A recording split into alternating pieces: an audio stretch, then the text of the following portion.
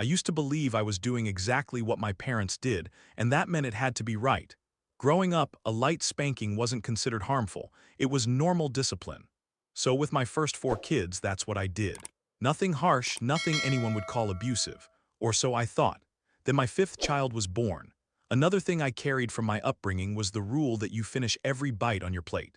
I thought I was teaching my children to avoid being picky. And with the first four, that method seemed to work fine.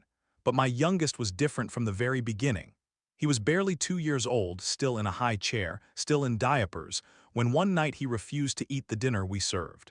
I told him he wasn't getting up until he finished. 30 minutes passed. The food was cold and he still wouldn't touch it. I felt myself getting irritated. I pulled him out of the chair, gave him a quick spanking, and sat him back down. Nothing changed. My frustration kept rising and I completely lost control. I raised my voice, shouting, trying to scare him into listening. He was crying, terrified, but still refusing to eat. In my anger, I spanked him again, harder than I realized. My wife begged me to stop, but I was too wound up to hear her. Eventually, I stormed out of the kitchen and locked myself in our bedroom, shaking. The next morning, when I changed his diaper, I saw the bruises. My heart dropped. I felt sick. That moment is burned into my memory forever.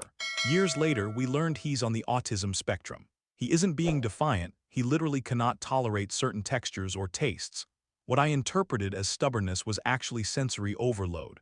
Realizing that shattered me. It's the worst mistake I've ever made as a parent. I haven't laid a hand on any of my kids since that night. He's 15 now, healthy, happy, thriving, and I've spent every year since trying to be the father he deserved back then.